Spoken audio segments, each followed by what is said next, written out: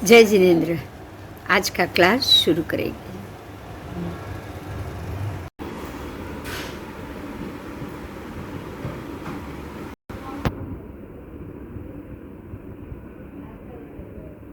ये अलोक है, अलोक के बराबर मध्य में लोक है और लोक 14 राजलोक प्रमाण है। जो ऊपर से नीचे ऊंचाई की अपेक्षा उसको 14 राज बोला गया है।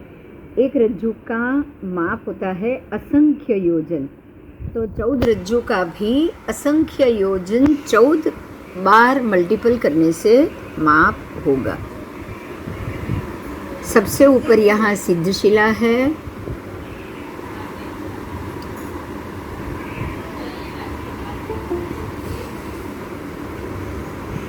और फिर नीचे 14 राजलोक।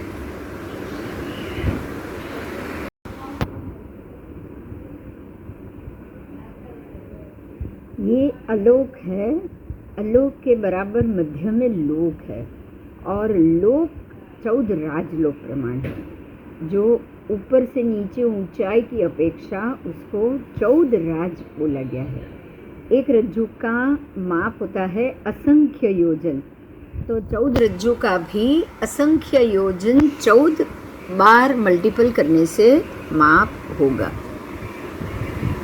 सबसे ऊपर यहाँ सिद्धशिला है,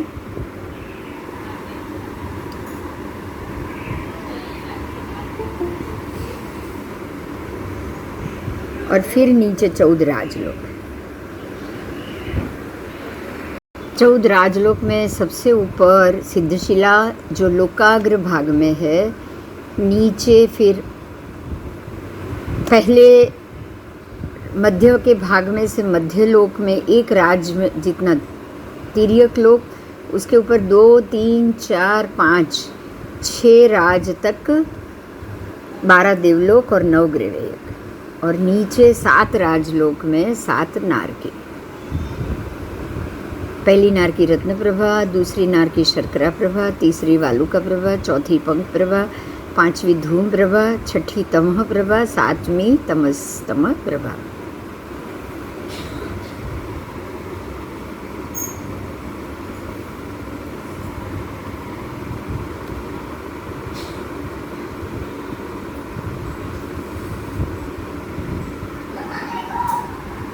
ये है षड द्रव्यात्मक लोक।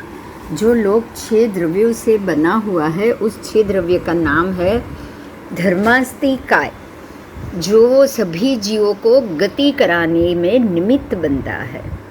उसके बाद है अधर्मास्तिकाय, जो सभी जीवों गतिशील जीव है उनको स्थिति करने के लिए निमित्त बनता है। उसके बाद है आकाशास्तिकाय, जो इन सभी षड्द्रव्यों को लोक को अपने अंदर समेट के बैठा हुआ है, वो है आकाश, आकाशास्तिकाय। अलोक के आकाश को अलोकाकाश कहा गया है, और उसी अलोकाकाश अपने अंदर लोक को लेकर बैठा है, तो लोक के आकाश को लोकाकाश कहा गया है। उसके बाद यह है पुद्गलास्तिकाय, सभी अलग अलग जीवों के शरीर, उसको पुद्गल का समूह, अस्तिकाय का अर्थ है समूह, उसको पुद्गलास्तिकाय कहा गया है। उसके बाद पुद्गल के 20 भेद बताए हैं, 5 वर्ण, 2 गंध, फिर 8 स्पर्श,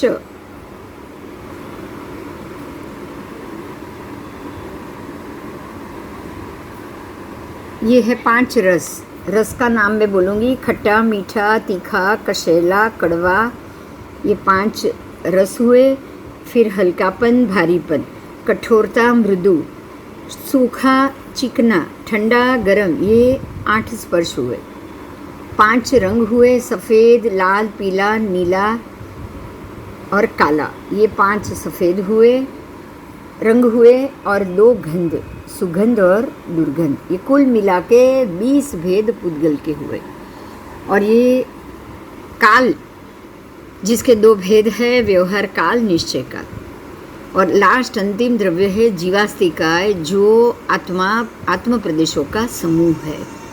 जीवास्तिकाय के भी 2 भेद है, एक है मुक्त जीव जो सिद्ध गति के सिद्ध भगवान के जीव बताए हैं, दूसरा है संसारी जीव जो हम पुद्गल सहित कर्म सहित इस 14 राजलोक में भटक रहे हैं।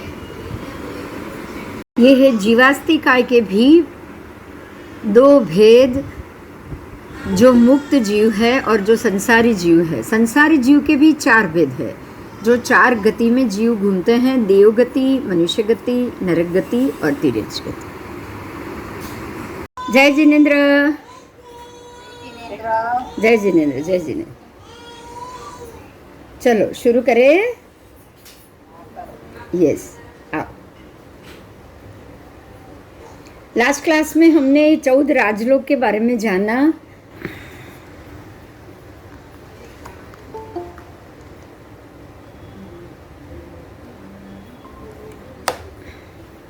अब हम आगे करेंगे षड्द्रव्यात्मक लोक, उसके मामले में थोड़ा जानेंगे। जो लास्ट ईयर आपने बहुत कुछ जान लिया है, फिर भी हम ओवरऑल उसके ऊपर दृष्टि डालेंगे। षड द्रव्य जो 6 द्रव्य है, वो उसमें से एक एक द्रव्य को अगर अलग किया जाए तो धर्मास्तिकाय, अधर्मास्तिकाय, तीसरा है आकाशास्तिकाय, चौथा है पुद्गलास्तिकाय, 5वां है काल द्रव्य जीवास्तिकाय, सबसे पहले जीवास्तिकाय, और अंतिम द्रव्य है काल द्रव्य। तो ये जो 6 द्रव्य है बताए हैं, यहाँ हम थोड़ा सा पिक्चर में देखेंगे। आप लोगों को दिख रहा है ना पिक्चर? हाँ, तो आप वहाँ देखोगे धर्मास्तिकाय, तो धर्मास्तिकाय जीवों को गति करने में सहायक है।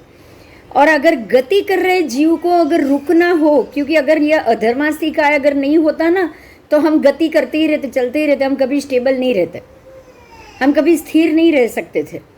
तो स्थिर करने के लिए सहायक कौन है? अधर्मास्तिकाय। उसके बाद है आकाशास्तिकाय। तो आकाश तो सबसे बड़ा द्रव्य है जो अपने अंदर सबको समेट के बैठा हुआ है। ठीक है, आकाश द्रव्य एक ऐसा द्रव्य है जो द्रव्य अपने अंदर सभी द्रव्यों को लेकर बैठा हुआ है। उसके बाद आएगा पुद्गलास्तिकाय। तो हर एक जीव बिना शरीर के रह नहीं सकता। कोई भी आत्मा अपने आत्मा प्रदेशों को अगर कोई एक शरीर नहीं होगा ना, तो उसको संभाल के नहीं रह सकता, नहीं तो वो पूरा बिखर जाएगा। क्योंकि प्रत्येक आत्मा का जो आत्मा प्रदेश है वो 14 राजलोक जितना है। कितना है? ये बहुत महत्व है इस बात का।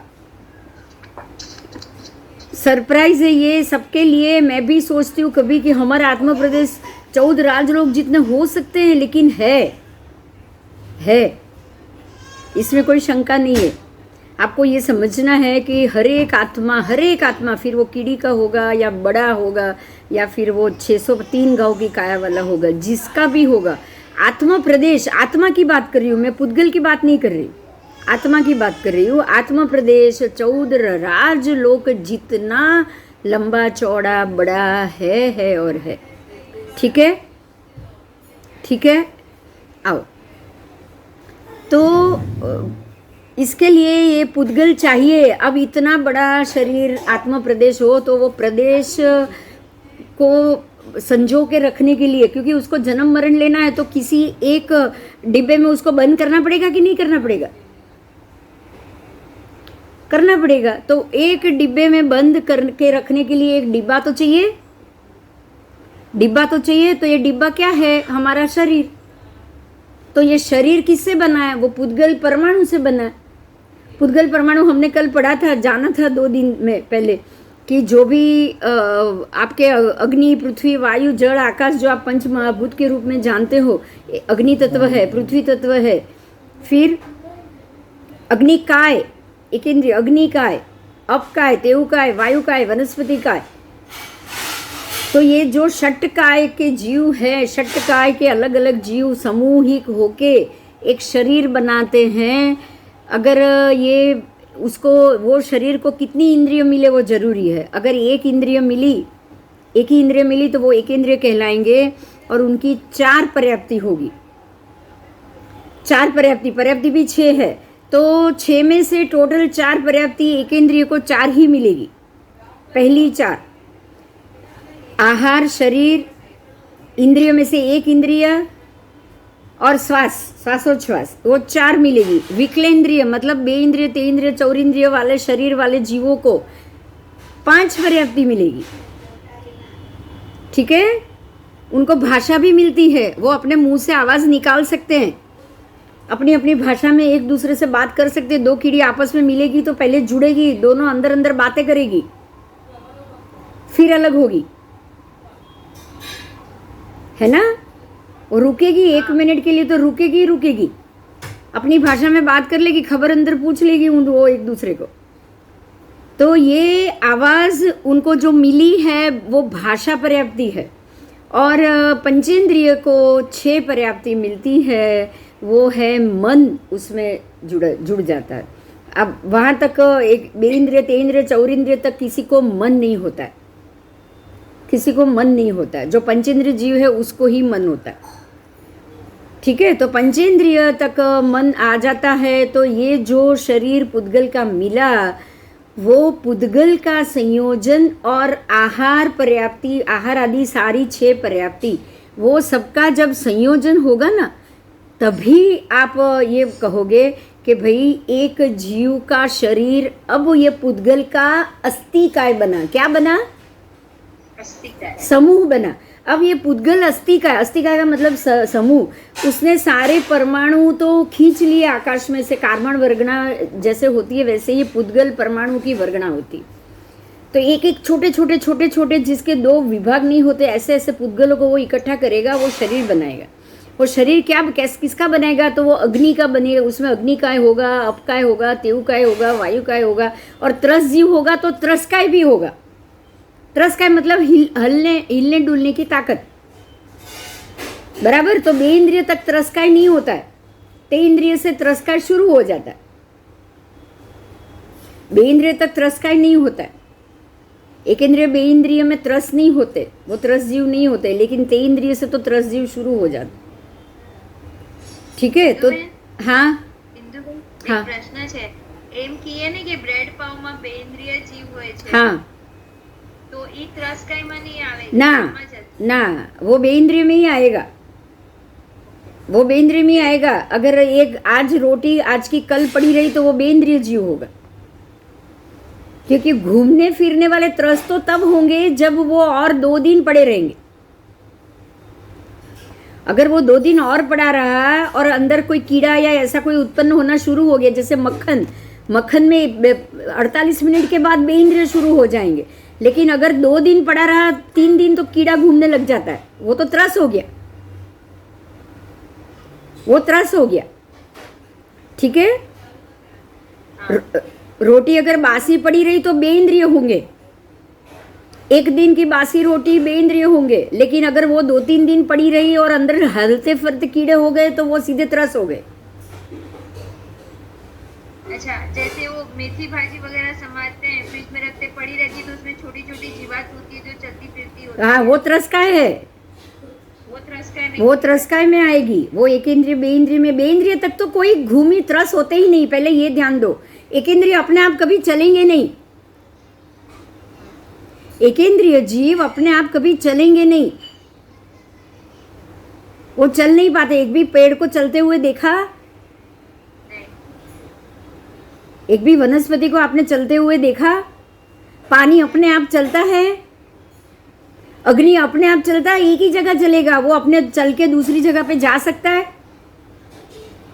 नहीं, सिर्फ बादर वायु का है, वायु का ही है, क्योंकि वो हल्का है, उसको को तो घूमना ही घूमना है, वो कभी स्थिर नहीं रह सकता, इसीलिए वो घूम रहा है। लेकिन वो त्रस नहीं है। त्रस ऐसा है जो अपनी मर्जी से खड़ा रहे और अपनी मर्जी से चले, वो हो गया त्रस, उसको आप त्रस कहोगे। अब चींटी है, वो चल तो रही है पर अपनी मर्जी, उसके पास मन है। अगर आपकी वजह से 10 चींटियां मर गई तो वो अपने मन में गुस्सा लेके नहीं जाएगी, ये ध्यान दो। अगर आपके कारण बे इंद्रिय, ते इंद्रिय, चौरिंद्रिय जीव अगर मर रहे हैं ना, तो वो आप अपने अंदर गुस्सा लेके नहीं जाएगा। लेकिन सांप जो पंचेंद्रिय है, वो अपने आंखों में आपकी छवि लेके जाएगा, क्योंकि वो संगनी पंचेंद्रिय है। ये समझ में आया? हाँ। चौरेंद्रिय तक संगनी नहीं है। चौरेंद्रिय तक के जीव संगनी नहीं है, लेकिन पंचेंद्रिय जो जीव संगनी होते हैं। 5 इंद्रिय आ गई तो अब संज्ञा बुद्धि आ गई। 5 इंद्रिय के बगैर संज्ञा नहीं आती। बराबर? हाँ। बराबर। कोई प्रश्न? क्यों नहीं पता नहीं, फीलिंग्स ना हो, फीलिंग्स तो है। पक्षी तो है ही ना, संगनी पंचेंद्रिय तो है। पक्षी तो सारे के सारे पंचेंद्रिय है। तिर्यंश तो सारे के सारे पंचेंद्रिय है, सारे के सारे संगनी, जिनके पास 5 संज्ञा है, वो कुत्ते, बिल्ली, शेर, चूहा। लेकिन वो जो गोकड़ गाय है या फिर वांदा है या फिर कान खजूरा है, वो सबको 5 संज्ञा नहीं है। वो सारे 3 इंद्रिय में પંચેન્દ્રિય હોય અને શનિ પેલા બેવું હોય, શું કહેવાય, પંચેન્દ્રિય પણ હોય અને असंगनी पे ही होते हैं। असंगनी तो 48 घंटे में, वो समूर्ची में, वो तो अपना शरीर ही नहीं बना पाते। ઓકે, वो अपना शरीर ही नहीं बना पाते, वो तो आपको देखने को भी नहीं मिलने वाले। અચ્છા, हाँ, वो असंगनी पंचेंद्रिय है। હા તો શનિ દેખાય જ ન મળે એમ? समूर्छिम है ना, शरीर ही कहाँ, उसको आहार, शरीर, इंद्रिय और श्वास की पर्याप्ति बनाते पहले से 48 मिनट के अंदर तो वो मर जाते। અચ્છા, जैसे हम अपने जूठे, अपने जो भी मल मूत्र है उसमें हमारे जैसे ही असंगनी पंचेंद्रिय जो समूर्छी में वो उत्पन्न होते कि नहीं होते, હા, ऐसे ही तिर्यंश के मल मूत्र में बिल्कुल उनके जैसे उत्पन्न होते। અચ્છા, અશનિમાં ખાલી એક છે? हाँ, सारे के सारे जीव असंगनी मिलेंगे। जितने एकेंद्रिय है संगनी, उसमें असंगनी भी मिलेंगे। असंगनी जीव और बाकी के संगनी जीव में भेद एक ही है। संगनी जीव पंचेंद्रिय के नहीं है, पहले ध्यान दो। सबसे पहले पंचेंद्रिय के ही है, आगे के 4 इंद्रियों में संगनी जीव है ही नहीं। उसमें समूर्छिम जीव और ये जीव, दोनों जीव अलग पड़ेंगे। इसमें सूक्ष्म बादर भेद आएंगे, मालूम है ना ये? एक इंद्रिय के 2 भेद है, सूक्ष्म और बादर। बादर मतलब जो देख पाओ, और सूक्ष्म मतलब जिसको आप देख ही ना पाओ। उसमें संगनी असंगनी भेद है ही नहीं।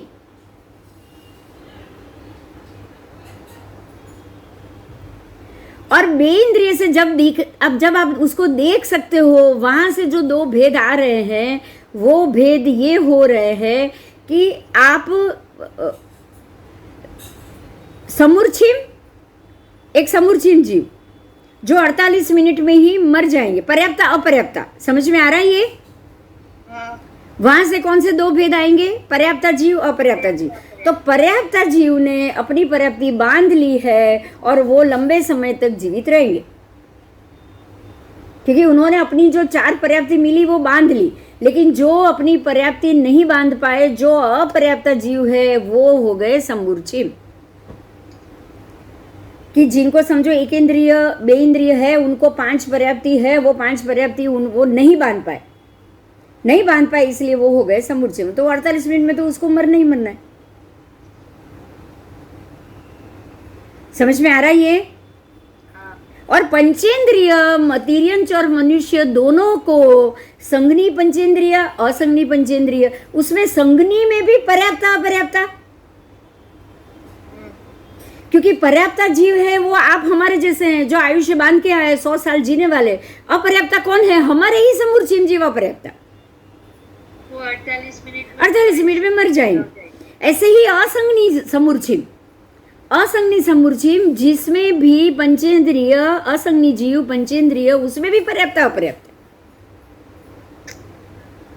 जो अपनी मर्जी से, वो ऐसे भी पंचेंद्रिय जीव है जो अपनी मर्जी से कहीं भी कुछ भी, अपने मन, जिसके पास मन नहीं है वो अपने मन में कोई डंक लेके नहीं जाता।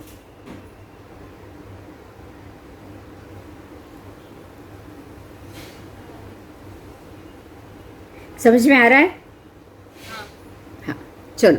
तो अब जो आपको यहाँ जो पुद्गल अस्थिकाय जो समूह है वो आपको प्रत्येक जीव में मिलेगा, एकेंद्रिय से लेके पंचेंद्रिय तक। हर एक का जो शरीर है वो एक सामूहिक रूप से परमाणु से बन रहा है।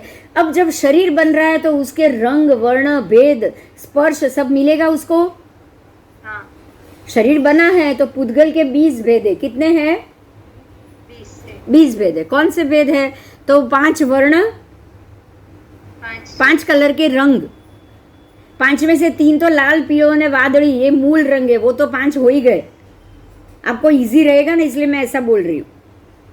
ये 5 हो गए, लाल, पीलो ने वादड़ी, ये मूल रंग, और सफेद और काला भी तो मूल है। हाँ तो ये आपको इजी हो जाएगा 5 रंग कैसे याद रखना। तो लाल, पीला, फिर वादड़ी, ये वादली मतलब ब्लू, ये 3, ये आपको 5 अपने जो नेचुरल रंग है उसको याद रखना है। एक मिनट, हाँ, ये नेचुरल रंग है, लाल, पीलो ने वादड़ी, ये 5 मूल रंग है, और काला और सफ़ेद भी मूल ही रंग है। और अब आप जो मिक्स करोगे तब आपको नया रंग मिल सकता है। बराबर? आओ, अब ये 5 मूल रंग हो गए। अब उसके बाद आया है, रंग के बाद है रस, 5 प्रकार के रस। तो रस में भी आप देखो, यहाँ आपके सामने जो पिक्चर है वहाँ तीखा रस, कड़वा रस, मीठा रस, खट्टा रस और कशेला रस। कशेला मतलब तूरा। तो ये 5 प्रकार के रस है, ये पुद्गल के रस है। कोई भी शरीर होगा वो 5 प्रकार के रस में जाएगा। आप उसको कैसे देखोगे? तो आप ये देखोगे, करेला भी शरीर है एक जीव का, उसके अंदर भी जीव बैठे हैं बहुत सारे। अब उसका रस कैसा है? कड़वा है। रंग कैसा है? हरा है। मिला ना? तो ऐसे आपको हर एक पुद्गल के रस और रंग मिलेंगे, और वो रंग और रस पुद्गल के ही होते हैं। धर्मास्थिकाय, अधर्मास्थिकाय, आकाशास्थिकाय के नहीं। वो सारे एक ही कलर लेकर बैठे। बराबर? हाँ, अब आगे जाओ, वर्ण, गंध, अब स्पर्श मिलेंगे 8 प्रकार के। मुख्य 4 ही याद रखने, 4 उसके विरोधी। अगर मृदु है तो सामने कर्कश आएगा, आएगा ना? हाँ विरोधी। अब उसके बाद आप वो हल्का लोगे तो भारी आएगा। अब वायु हल्का है, वायु का शरीर हल्का है। पानी का शरीर कैसा है? भारी। भारी। वो पानी हवा में नहीं रह सकता, वायु हवा में ही रहेगा, वायु जमीन पे नहीं रह सकता। फिर कठोर और मृदु। उसके बाद सूखा और चिकना। हमारे उंगलियां और सब सूखी है, लेकिन हमारी अंदर की शरीर की नस नाड़ी कैसी है? चिकनी। चिकनी है। उसके बाद ठंडा और गर्म। शरीर हमारा अभी जीवित है तो गर्म है, लेकिन डेड बॉडी कैसी हो जाती है? ठंडी। ठंडी हो जाती। तो इस प्रकार से जो आपने 8 रंग देखे, वो देखे, 8 स्पर्श देखे, वो भी पुद्गल के। तो 8 और 5 13 हो गए। अब वर्ण भी 5 जोड़ दो तो कितने होंगे? 18। और 2 आएंगे, 20 में से 2 आएंगे स्पर्श, गंध। हर एक की 2 स्मेल होगी, एक सुगंध होगी, एक दुर्गंध होगी। किसी में से ही 2 ही स्मेल आएगी, सुगंध और दुर्गंध। मतलब सुगंध मतलब जो आपको अच्छी लग रही है, दुर्गंध मतलब जो आपको अशुभ लग रही है। बराबर? हाँ। तो ये हो गए 20 पुद्गल के भेद। हमारा किसी का भी शरीर ये 20 भेद से होगा ही होगा। अगर कोई कह दे ये 20 में से एक भेद नहीं है, नहीं है, वो गलत। आप खाली पानी का भी देखोगे ना, अपकाई का भी, तो आपको ये 20 के 20 रंग मिलेंगे। 20 में से कोई भेद, रंग तो एक ही होगा ना, हाँ वर्ण तो एक ही होगा, स्वाद भी एक ही होगा, सुगंध दुर्गंध में से भी एक ही होगा, और 4 स्पर्श में से भी 2, कोई भी एक होगा। बराबर? हाँ। अब आओ आगे, काल। काल में भी 2 प्रकार के हैं, व्यवहार काल, निश्चय काल। तो व्यवहार काल ये है, जैसे कि अभी आज सुबह हुई, फिर शाम हुई, वापस कल सुबह होगी, दोपहर होगी, शाम होगी, वो व्यवहार में आपको अलग अलग उसके रूप से मालूम पड़ता है। लेकिन आपको आज का एक दिन मालूम है, आने वाला दिन मालूम है, गया दिन मालूम है, आपको कुछ साल मालूम है, लेकिन 100 साल पहले क्या था आप उसको कैसे बोलोगे, मालूम है? नहीं। पर वो गया, वो हकीकत है। हाँ। तो हकीकत है, वो है निश्चय। निश्चय का मतलब ही है कि जो है श्योर हकीकत, आप उसको टाल नहीं सकते, आप उसको मना नहीं कर सकते। अगर कोई ये बोलेगा कि 100 साल पहले मेरे कोई माँ बाप थे ही नहीं, तो वो सही बात होगी? नहीं। बोलते हैं ना लोग कि पहले पृथ्वी पे कोई था ही नहीं। आज का साइंस क्या बोल रहा है? आदम ईव आए, उसके बाद सृष्टि हुई, इसके पहले आदमी नहीं थे। वो पॉसिबल है? अब बताओ। नहीं। पॉसिबल नहीं है, तो उसके आदम ईव के माँ बाप भी तो होंगे, उसके भी तो माँ बाप होंगे। हाँ। बिना माँ बाप के तो कोई बच्चा होगा नहीं। ठीक है, तो कोई भी धर्म ये बोले कि पहले ये देव तो कुछ नहीं था, सृष्टि उत्पन्न हुई, अब सृष्टि खत्म हो जाएगी, खत्म हो सकती है, लेकिन उत्पन्न हो अपने आप सारी चीज ऐसे ही जन्म ले, वो पॉसिबल नहीं। समझ में आया? हाँ। साइंटिफिकली पॉसिबल नहीं। अब उसके बाद है जीवास्तिकाय। यहाँ पे ध्यान दो, जीवास्तिकाय के भी दो भेद। कितने? दो। एक है संसारी जीव, एक है मुक्त जीव, बराबर। जीवास्तिकाय का मतलब ही है आत्मा प्रदेशों का समूह। आत्मा एक नहीं है, यह ध्यान दो, इसलिए उसको जीवास्तिकाय बोला, क्योंकि आत्मा के कितने प्रदेश?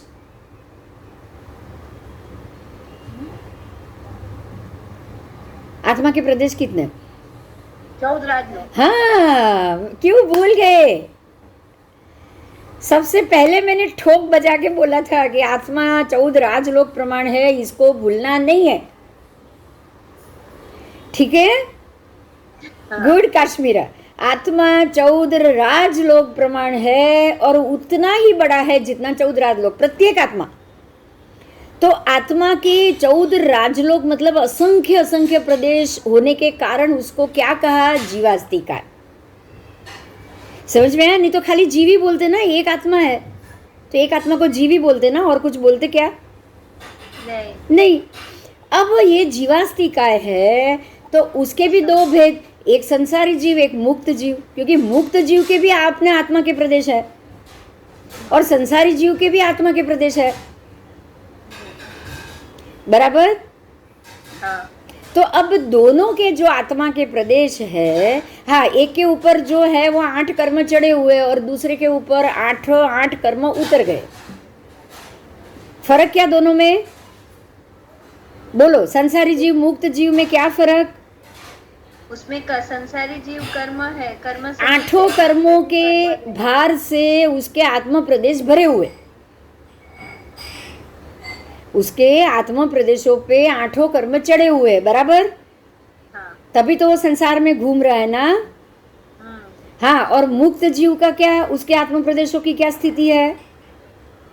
8 कर्म नहीं, उसके आत्मा प्रदेश किसी भी कर्म से भरे हुए नहीं है। उसने अपने आत्म प्रदेशों के ऊपर से सारे कर्म उतार दिए, तो जो आत्म प्रदेशों के ऊपर जो 8 गुण लोग होते हैं ना, वो सारे के सारे खुल गए।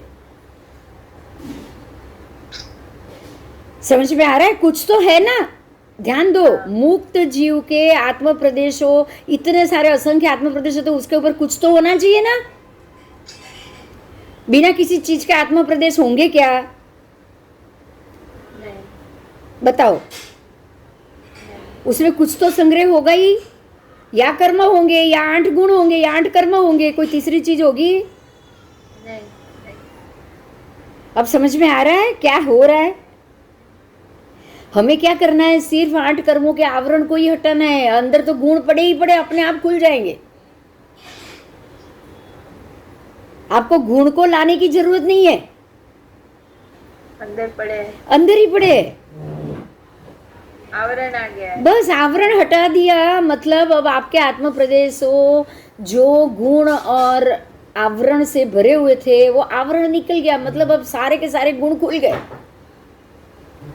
तो आपके 14 राजलोक जितना आत्म प्रदेश गुणों से भर जाएंगे, मतलब खुल जाएंगे। अब समझ में आ रहा है हमको क्या करना है? हाँ। बोलो, अब इससे पहले इतना क्लियर था? नहीं, बताओ, नहीं था। ये क्लैरिटी थी? नहीं। हम लोगों को पुण्य के पीछे नहीं भागना है, सिर्फ अपने ऊपर लगे पाप कर्मों को हटाना, अपने आप उघाड़ होता जाएगा। बराबर? हाँ। आप सोचो 8 साल की उम्र में केवल ज्ञान कैसे मिलता होगा? 8 साल की उम्र में किसी बच्चे को ये सारा दुनिया, जगत का ज्ञान, वैराग्य का ज्ञान होता है क्या? वो ले पाता है? पहले ये तो सोचो, वो ले पाता है? नहीं। उसको ये तो समझ आएगी नहीं ना 8 साल के बच्चे को तो। हाँ, लेकिन उसके दुर्गुण तो हट सकते हैं ना, हाँ। उसके आत्म प्रदेश कर्म रहित तो हो ही सकते हैं। हाँ। पिछले जन्म की साधना से भी वो कर्म रहित हो गए होंगे। एक ही भाव बाकी होगा, थोड़ा ही कर्म बाकी होगा, वो निकल गया 8 साल की उम्र में ही। अब यहाँ ध्यान ये है कि जब हमें मोक्ष चाहिए, जब हमें 8 कर्मों के आवरण को हटाना है, तो हमें ज्ञान की जरूरत नहीं है। हमें किसकी जरूरत है? 8 कर्मों के आवरणों को अपने आत्मा प्रदेशों के ऊपर से हटाने की जरूरत, हमारे आत्मा प्रदेशों की सफाई करने की जरूरत है। बराबर? बराबर। ज्ञान वगैरह के भी क्या है? ज्ञान तो ये जन्म में लो, उस जन्म में नहीं। वो 8 साल के अयमुत्ता मुनि जो बोट चलाते चलाते पानी में, उनको केवल ज्ञान हुआ। अगर उनको ज्ञान होता, वैराग्य और ये ज्ञान और सब होता, तो वो बोट तो चलाते ही नहीं। बोलो, ज्ञान होता तो चलाते? नहीं। ज्ञान तो होता ही कि भी अपकाय की विराधना होती है, इससे दीक्षा तो ली थी। हाँ। अपकाय की विराधना नहीं करनी चाहिए, वो पता था खाली, लेकिन ज्ञान था कि मैं होड़ी बोट चलाऊंगा तो अपकाय की विराधना होगी, वो ज्ञान था क्या? नहीं। होता तो नहीं करते। समझ में आ रहा है? कर्म का छोटा सा ही आवरण बाकी था, वो जैसे ही हट गया पूरा ज्ञान खुल गया। सारे के सारे 8 कर्म खुल गए, 8 के कर्म खत्म हो गए, 8 गुण अपने आप खुल गए। तो हमें क्या करना है पता है? हमें अपने गुणों को खोलना ही है, हमें और कुछ नहीं करना। अपने ऊपर से कर्मों को हटाना है, बस, और कुछ नहीं करना। जैसे ही जो कर्म सामने आए उसको खत्म कर, उसमें नया नहीं बनना चाहिए। किसी से झगड़ा हुआ, नया नहीं बंधना चाहिए। वो कोई कुछ समय तक लगता है, मन में बुरा लगता है। अगर 2 सहेली झगड़ा हो जाए ना 2 सहेली के बीच में, तो कुछ समय तक जरूर लगेगा, कुछ समय तक जरूर लगेगा। लेकिन उसके बाद, कुछ समय के बाद ही, तुरंत ही, भाई नया तो झगड़ा मुझे करना ही नहीं है। नया तो झगड़ा करना है, ठीक है, उसको नहीं बोलना है, कोई बात नहीं है, उसको नहीं बोलना है, मैं भी नहीं बोलूंगी, लेकिन झगड़ा नहीं करूँगी। नहीं। मिच्छामी दुक्कड़म करके छूटे हो जाओ, हर साल मिच्छामी दुक्कड़म करो, आपके मन में उसके लिए कोई गुस्सा नहीं होना चाहिए।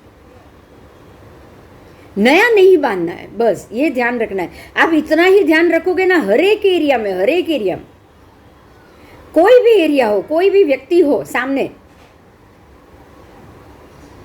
जो भी झगड़ा हुआ, जो भी लगा, जो भी कुछ मेरे को कुछ लगा, मेरा कुछ नुकसान हुआ, मेरे कारण, मेरे कर्मों के कारण हुआ है, मैं नया किसी पे ब्लेम नहीं करूँगा, किसी को आक्षेप नहीं करूँगा, और ये किसी के कारण तो हुआ ही नहीं है, बस।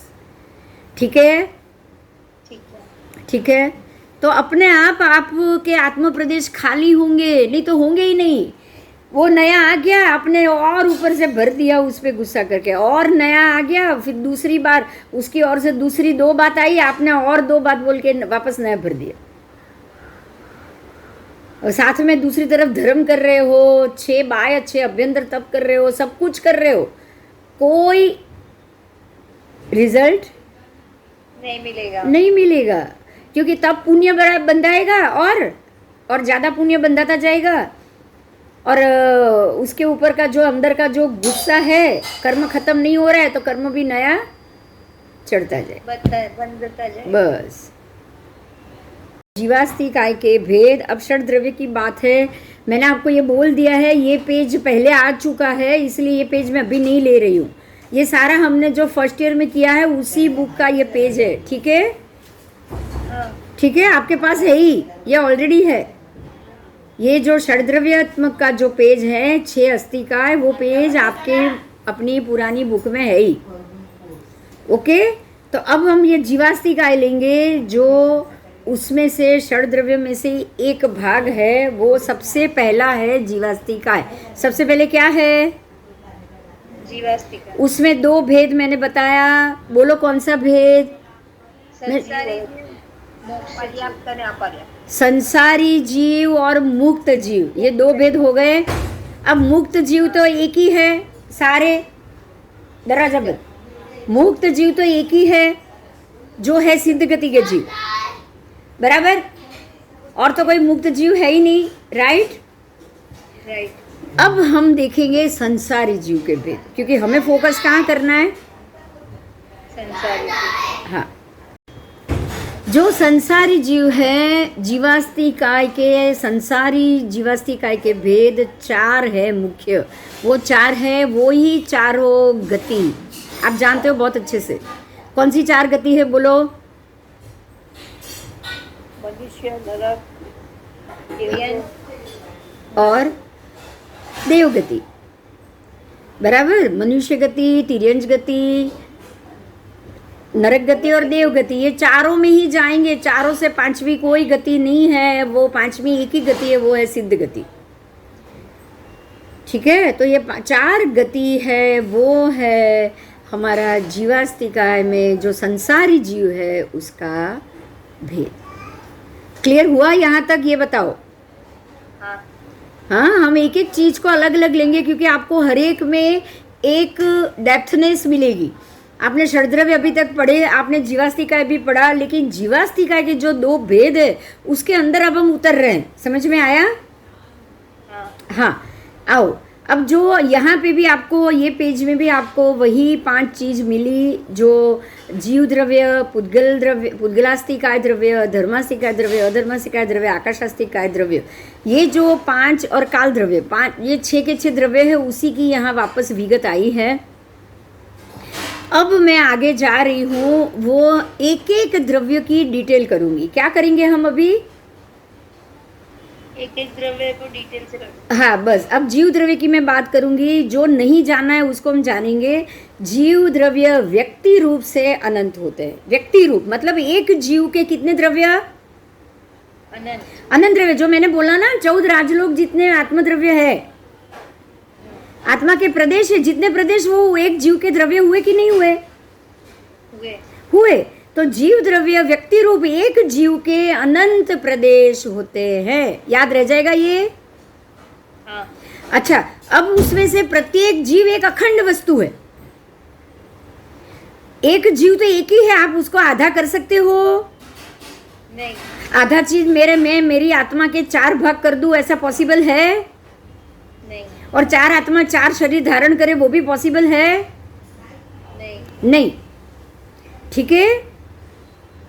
हाँ, तो प्रत्येक जीव एक अखंड वस्तु है और उसके भी असंख्यात प्रदेश। समझ में आया? हाँ।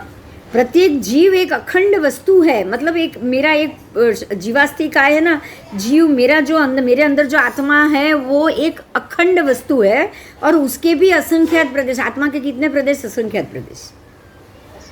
फिर से ये आएगा, बार बार ये आएगा, आपको ये जानना है। आकाश द्रव्य सर्व द्रव्यों से बड़ा स्कंद है। अब इसमें सबसे बड़ा स्कंद किसका हुआ 6 द्रव्यों में? आकाश। क्यों बताओ? पूरे 14 लोक में ना फैला हुआ। वो तो हमारा आत्मा भी 14 लोक द्रव्य प्रमाण है। नहीं, हम भी नहीं है, वो तो 14 लोक का हो गया, तो सेम हो गए। कारण क्या? અલોકમાં પણ છે फिर से बोलो। અલોકમાં પણ છે આકાશ? नहीं, अलोक में तो अलोक आकाश है, मैं सिर्फ आकाश द्रव्य की बात करी। अलोक में आकाश द्रव्य अपना लोकाकाश का आकाश द्रव्य नहीं है। सबको अलग अलग करो। बोलो क्यों आकाश द्रव्य क्यों सबसे बड़ा स्कंद है? બધાને એમાં સમાવીને બેઠા. हाँ, बराबर बराबर। आकाश द्रव्य अपने अंदर 6 बाकी के 5 द्रव्य को लेकर बैठा है। आकाश द्रव्य सबसे बड़ी थैली है, बड़ा बॉक्स है जिसके अंदर 5 द्रव्य आ गए। अब समझ में आया? इसीलिए आकाश द्रव्य को सबसे बड़ा स्कंद माना। अब उसके अंदर अंदर अंदर अंदर अंदर अंदर वो थैली ऐसी है कि जैसे जितने भी अंदर जितने भी द्रव्य डालो, अंदर पूरा धर्मास्तिकाय आ गया जो 14 राजलोक प्रमाण, अंदर पूरा आकाशास्तिकाय आ गया जो 14 राजलोक प्रमाण, अंदर पूरा जीवास्तिकाय आ गया जो एक जीव 14 राजलोक प्रमाण जगह लेकर बैठा है। ऐसे अनंत जीव उसके अंदर आ गए। आ गए ना? आ गए। ठीक है, इसलिए वो आकाश द्रव्य को सबसे बड़ा स्कंध माना है, क्योंकि वो अनंत प्रदेश परिमाण होता है। बस ये उसका जवाब। आगे जाएंगे पुद्गलास्तिकाय द्रव्य। अब सबसे पहले पुद्गलास्तिकाय जीव द्रव्य हो गया। अब पुद्गल, जीव के बाद पुद्गल। क्यों? क्योंकि वो जीव बिना पुद्गल के तो रहेगा नहीं। एक जीव को रहने के लिए शरीर तो चाहिए ही चाहिए, इसलिए पुद्गल को पहले लिया है। पुद्गल अस्तिकाय रूप द्रव्य होता है, रूपी द्रव्य जो दिख रहा है। पुद्गल अर्थात शरीर जिसके अंदर जीव अपनी आत्मा अपनी आयु पूर्ण करने के लिए रहता है, उसे पुद्गल कहा जाता है। ये पुद्गल द्रव्य रूपी है और मूर्त है, मतलब मर जाने वाला। रूपी भी है, दिखने वाला और मरने वाला। अब वो जीव जब उसमें से बाहर निकल गया तो ये पुद्गल मर जाएगा। स्कंद भी नियत रूप नहीं होते। अब पुद्गल के स्कंद भी नियत नहीं है, अनियत है। क्यों? कीड़ी के पुद्गल कितने? हाथी में पुद्गल कितने? संख्या था। हमारे शरीर में जितने उतने उससे ज्यादा ही होंगे ना, जो 3 गांव की काया वाले होंगे उसमें होंगे। इसलिए नियत नहीं है, सभी में एक समान पुद्गल नहीं होते। कोई संख्यात होता है, कोई असंख्यात होता है, कोई अनंत होता है, कोई अनंत अनंत होता है। अनंत को भी अनंत से मल्टीपल करो उतना। कोड़ा कोड़ी और अनंत अनंत, कोड़ा कोड़ी भी 1 करोड़ से दूसरे करोड़ से मल्टीपल करो। तो अनंत अनंत का मतलब भी क्या? एक अनंत को दूसरे अनंत से मल्टीपल करो। हाँ, पुद्गल के स्कंद अपने प्रदेश से अलग भी हो सकते हैं। मेरा शरीर का एक हाथ कट गया तो पुद्गल अलग हो गया। मेरे शरीर से आधा शरीर ही मेरा खत्म हो गया, नीचे का खत्म हो। मैं एप्पल खा रही हूँ, मैंने आधा एप्पल खा लिया तो आधा पुद्गल खत्म हो गया उसका। आओ, और वो प्रदेश रस 5 रंग 5 रूप 5 रस 2 गंध और 8 स्पर्श सहित मरने वाला, खत्म होने वाला, अजीव, शाश्वत, अवस्थित और लोक द्रव्य है। समझ में आया? पुद्गल द्रव्य के ये सारे विशेषण हुए। वो लोक में है इसलिए लोक द्रव्य। अवस्थित है मतलब ये कभी भी खत्म नहीं होगा। ये शरीर, मेरा शरीर मर जाएगा लेकिन उसके अणु परमाणु खत्म होंगे? देखो, पुद्गल द्रव्य स्कंद खत्म हो सकता है लेकिन परमाणु खत्म होंगे नहीं। समझ में आ गया ये बात? हाँ। द्रव्य शरीर खत्म हो गया, पुद्गल द्रव्य खत्म हो गया, स्कंद खत्म हो गया। स्कंद मतलब एक समूह। स्कंद खत्म हो गया लेकिन जो स्कंद खत्म होके हुआ क्या, बना क्या? पुद्गल परमाणु बन गया। जब मेरा शरीर में मर जाऊंगी, जलाया जाएगा तो सारा अग्नि जो अप है अप में चला जाएगा, अग्नि अग्नि में चला जाएगा। परमाणु, पुद्गल परमाणु बिखर जाएंगे। बस क्या होगा? बिखर जाएंगे। मतलब जो एक पुद्गल का स्कंद था, जो मेरा शरीर बना था, वो बिखर जाएगा। तो शरीर मरेगा लेकिन पुद्गल मरेंगे नहीं। समझ में आ गया? ऐसे ही सबका है। एप्पल, आपने एप्पल खा लिया तो हुआ क्या? उसका शरीर आपके पेट में चला गया, वो मरा क्या? नहीं। आपके पेट में है ना शक्ति के रूप में। फिर वो बीज है वो आपने फेंक दिए, उसमें से नया एप्पल बन गया। हाँ बोलो एप्पल खत्म हुआ? नहीं समझ में आया ये?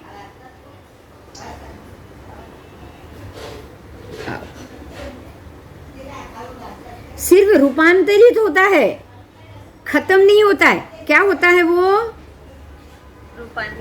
रूपांतरित होता है। आओ आगे करेंगे। द्रव्य से ये अनंत द्रव्य रूप, क्षेत्र से लोक प्रमाण, काल से नित्य और भाव से परस्पर ग्रहण गुण सहित है। अब ये समझ में आ गया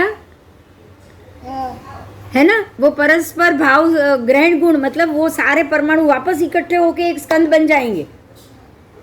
और द्रव्य से ये नित्य है मतलब बिखरेंगे, खत्म नहीं होंगे, मरेंगे नहीं, बिखरेंगे। ये बिखरेंगे शब्द जरूर याद रखना आप। कोई भी परमाणु बिखर जाता है। वो हम बोलते हैं ना, ये अगर हम मर गए तो दूसरे जन्म में आत्मा दूसरा जन्म ले लेगी, आपको नया शरीर मिल जाएगा। ये पुराना है, आपने सिर्फ उसको बदला है। कपड़े जैसे बदलते हैं, फटे हुए कपड़े निकाल के नए कपड़े लेते हो ना, ऐसे आप सिर्फ शरीर के परमाणु बदलते हो, आपके परमाणु मरते नहीं है। समझ में आ गया? हाँ मजा आ गया। चलो आज तो बहुत क्लैरिटी मिल गई आपको। आओ अब आया धर्मास्तिकाय। ये भी अरूपी, अजीव, शाश्वत, अवस्थित लोक द्रव्य। हमेशा है, अवस्थित का मतलब हमेशा है, शाश्वत भी हमेशा है। अवस्थित मतलब वो कभी भी खत्म नहीं होगा, शाश्वत भी वो हमेशा रहने वाला है। अजीव का मतलब है ये एक मर के अपना दूसरा जन्म ले, वो पॉसिबल नहीं है। अरूपी का मतलब हम उसको देख नहीं सकते। चारों शब्द समझ में आ गए? द्रव्य से ये धर्मास्तिकाय लोक द्रव्य है, लोक के अंदर ही है, अलोक में नहीं है। क्षेत्र से ये लोक जितना है, अब लोक जितना ही हुआ, लोक के अंदर हुआ तो लोक जितना ही होगा। काल से वो नित्य है मतलब ये हमेशा रहने वाला है, इसका नाश कभी नहीं होगा। भाव से ये गति गुण सहित है। भाव में उसको क्या है, उसके पास कौन सा गुण है? गति कराना। अगर मैं गति करना चाहूंगी तो मुझे धर्मास्तिकाय की ही जरूरत पड़ेगी। मुझे गति करने के लिए और कोई द्रव्य काम में नहीं आएगा। ठीक है? धर्मास्तिकाय के 2-3 प्रदेश भी धर्मास्तिकाय नहीं कहे जाते। अब ध्यान दो, समझने जैसी बात है। धर्मास्तिकाय के 2-3 प्रदेश भी धर्मास्तिकाय नहीं कहे जाते, क्योंकि धर्मास्तिकाय एक है। क्या है? एक है, पूरा एक है। लेकिन क्या आप पूरा लेते हो? नहीं। ये भी अलग बात हो गई ना। आप उसमें से थोड़ा ही लोगे ना, आप उसको पूरा का पूरा आप ले लेते हो और दूसरे को नहीं मिलता, ऐसा होता है? नहीं। आणि जरा बरोबर दिसणार समजेल। बराबर मतलब वही है, वो 2-3 प्रदेश नहीं है। अगर धर्मास्तिकाय मैंने तो 2-3 प्रदेश ही लिए ना, या मैंने 10 प्रदेश लिए। अगर मान लो मैंने अनंत प्रदेश लिए हैं तो छोटी सी कीड़ी कितना लेगी? एकदम छोटू सा। कीड़ी की बात करी हूँ। देखो जो त्रस है वही धर्मास्तिकाय लेंगे। सबसे पहले तो ये जानो, जो त्रस नहीं है वो धर्मास्तिकाय ले सकते हैं? नहीं।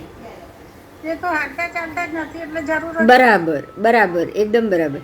तो उनको ये जरूरत नहीं है, जो त्रस है वही लेंगे। तो त्रस अपने शरीर के मुताबिक ही लेंगे, या उसको जितना चलना है उतना ही लेंगे? जरूरत उतना ही लेंगे। आप नींद में हो, आप ज्यादा धर्मास्तिकाय नहीं रहे हो, खाली श्वास जितना ही ले रहे हो। लेकिन आप जाग रहे हो तो, बोल रहे हो तो आप ज्यादा ले रहे हो, तो भी आपने पूरा धर्मास्तिकाय नहीं लिया। अगर मैं पूरा ले लूं तो आपको मिलेगा?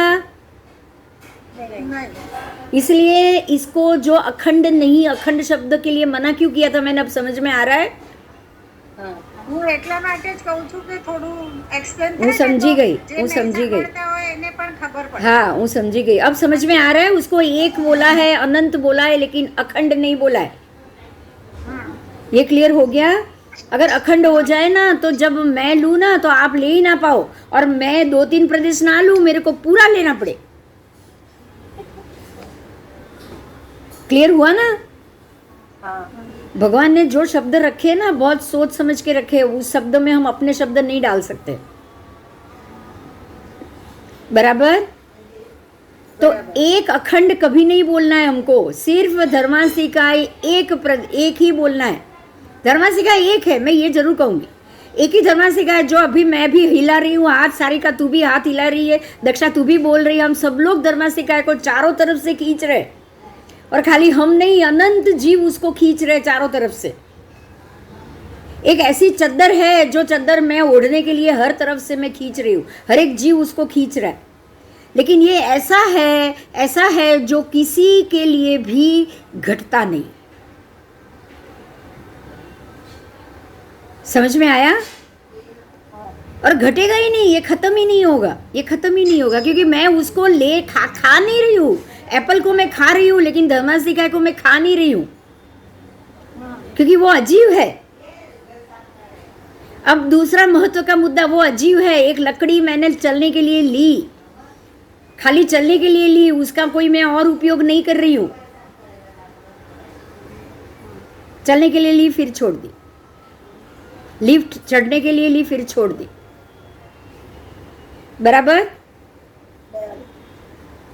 तो धर्मासिकाय ऐसा है।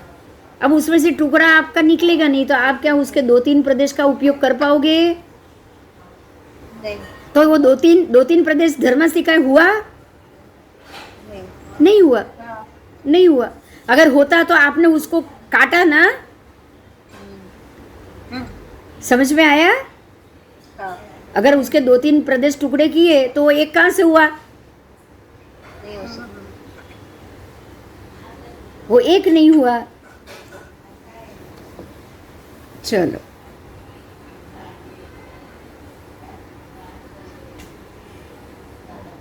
आगे जाएंगे। इसीलिए अब यहीं पे ही ध्यान दो, यहीं पे ही धर्मासिकाय के 2-3 प्रदेश भी धर्मासिकाय नहीं कहे जाते। कैसे ध्यान दो? जहां तक उसके एक भी प्रदेश में घटत होगी, एक भी प्रदेश अगर आपने उसका घटाया तो धर्मासिकाय नहीं कहा जाएगा, क्योंकि प्रदेश घटता ही नहीं है। ध्यान दिया? समझ में आ गया? इसका प्रदेश घटता ही नहीं है। मैं कितना भी इस्तेमाल करूं, मैं इस्तेमाल करके उसको मुझे छोड़ना ही पड़ेगा, बस। I need to leave them. मैं उसमें से एक टुकड़ा खा नहीं सकती। ये एप्पल नहीं है, ये एप्पल नहीं है, ये सफरजन नहीं है, ये कोई खाना नहीं है, ये पानी नहीं है। वो सारा जीव है, एप्पल जीव है, पानी जीव है, लेकिन धर्मासिकाय अजीव है। हम सिर्फ उसको उपयोग के लिए लेंगे, छोड़ देंगे, तो उसमें से एक प्रदेश भी हम घटाते नहीं है। क्लियर? यस आगे आओ।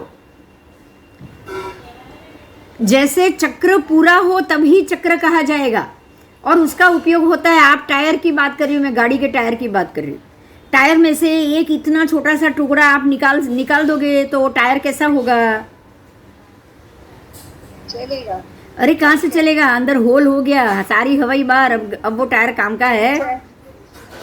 अब उसको टायर कहा जाएगा? मुझे ये बोलो। हाँ क्या थी टायर रेड नहीं, टायर रेत नहीं। अब गाड़ी में जो लगते हैं ना चक्र में से एक इतना टुकड़ा निकाल दो, अब वो चक्र रह सकता है? उसका पूरा एक लकड़ी का हिस्सा ही निकाल दो, नहीं रहेगा। अब वो चल पाएगी गाड़ी? नहीं। तो चक्र जब पूरा हो तो ही चक्र कहा जाता है। ये बात बराबर? हाँ मैं एक पूरा वर्तुल बनाऊं, उसमें से इतना निकाल दूं, नहीं चलेगा। पूरी जो लाइन गोल है उसमें से इतनी लाइन, जैसे कि ये, जैसे मैं इसकी बात कर रही हूँ, अब मैं यहाँ से काट दूं थोड़ा, तो अब ये चक्र का गोल कहा जाएगा? नहीं। क्या कहा जाएगा उसको? अखंड पूरा गोल तब होगा ना जब उसके सारे प्रदेश होंगे। हाँ खंडित कहवाए। हाँ, नहीं, चक्र खंडित हो गया, गोल खंडित हो गया, धर्मासिकाय खंडित हो गया, ऐसा कभी नहीं होता। अब समझ में आ गया? कितने भी उसको इस्तेमाल करे, इसमें से एक प्रदेश भी कम नहीं होता। बस ये बहुत क्लियर बात, ठीक है। ठीक है। जहां तक उसमें से एक भी प्रदेश की घटत होगी वो अधर्मासिकाय नहीं कहा जाता या धर्मासिकाय नहीं कहा जाता। जैसे चक्र पूर्ण हो तभी उसको चक्र कहा जाता है, उसका उपयोग होता है। इसीलिए अगर कोई भाग की कमी हो तो वो चक्र नहीं बनता, ये लोक प्रमाण होता है और लोक को स्पर्श करके स्थित है। समझ में आ गया आपको? अधर्मास्तिकाय धर्मास्तिकाय समझ में आ गया? हाँ। आ गया, ठीक है। वो एक जरूर है, और जब मैं चाहूँ तो मैं उसका इस्तेमाल करूँ, आप चाहो आप करो। करोड़ों अनंत अनंत जीव जो त्रस है वो उसका इस्तेमाल कर लेते हैं, घूमने के लिए, चलने के लिए, गति करने के लिए इस्तेमाल कर लेते हैं। ऐसे इस्तेमाल करने पर भी उसमें से छोटा सा भी प्रदेश भाग कम नहीं होता। बराबर बराबर। और दूसरी बात, ये लकड़ी भी नहीं है कि एक बार एक ही इस्तेमाल करें। ये लिफ्ट नहीं है कि एक बार में 10-4 लोग ही इस्तेमाल करें। इसको भी ध्यान रखो आप। बराबर। ये भी बड़ी बात है कि कोई भी व्यक्ति उसको कभी भी इस्तेमाल कर सकता है, कोई भी जीव उसको कभी भी इस्तेमाल कर सकता है, कोई भी त्रस जीव। ये भी क्लियर हो गया? हाँ। ठीक है, आओ। आपके धर्मासिकाय अलग, मेरे धर्मासिकाय अलग, ऐसा भेद नहीं करना है। अब अधर्मासिकाय बिल्कुल उससे उल्टा, स्थिति गुण सहित लोक द्रव्य, और ये द्रव्य से लोक, क्षेत्र लोक द्रव्य, क्षेत्र से लोक जितना, काल से नित्य, भाव से ही ये गति गुण रहित है। मेरी यहाँ गलती हो गई है, रहित मान लेना, जब बुक आएगी तब देखेंगे। रहित मान लेना उसको, उसमें गति नहीं है। अधर्मास्तिकाय के 2-3 प्रदेश भी अधर्मास्तिकाय नहीं कहे जाते, बिल्कुल धर्मास्तिकाय की तरह ही। जहाँ तक उसके एक भी प्रदेश में घटत होगी ये अधर्मास्तिकाय नहीं होता। ये एक चक्र है। चक्र तभी चक्र कहा जाता है जब उसके कोई भी भाग की कमी ना हो, ठीक है। और ये लोक प्रमाण होता है। समझ में आ गया? ये पहले ये बताओ। हाँ। आ गया। अब हम बात करेंगे आकाशास्तिकाय। आकाशास्तिकाय लोक अलोक, मतलब लोक का आकाश है वो लोकाकाश, अलोक का आकाश है वो अलोकाकाश। तो लोकालोक जितना, दोनों भी आकाशी हो गए ना। तो लोकालोक जितना और अन्य द्रव्यों को अवकाश देने रूप, अवगाहन देने रूप गुण समान है। जीवास्तिकाय भी अरूपी होने के कारण रूप गंध से रहित होता है। अब जीवास्तिकाय की बात की, वो भी अरूपी है, रूप गुण से रहित होते हैं, और द्रव्य से अनंत है जीवास्तिकाय, और क्षेत्र से बराबर लोक जितना है। आत्मा कितना है? आत्मा के प्रदेश कितने हैं? लोक जितने, 14 लोक जितने, तो लोक जितने। काल से वो नित्य है, हमेशा रहने वाला है, काल से वो कभी उसका नाश नहीं होगा। और भाव से ये बोध व्यापार रूप होता है। बोध व्यापार मतलब आपके जो अष्ट गुण हैं वो अष्ट गुण के रूप ये आपकी आत्मा होती है। आप किसी की भी आत्मा में ये बोध व्यापार होता है। बोध मतलब बुद्धि, बोधि। बोध का मतलब क्या? बोधि, जो हम बोधि मांगते हैं ना,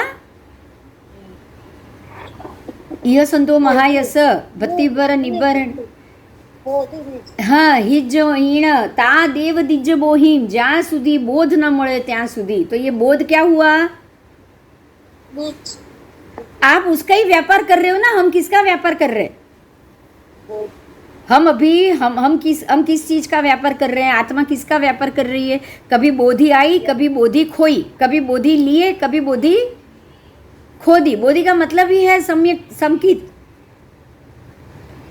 कभी सम्यक आता है, कभी खो देते हैं। मिश्र में है कि नहीं हम?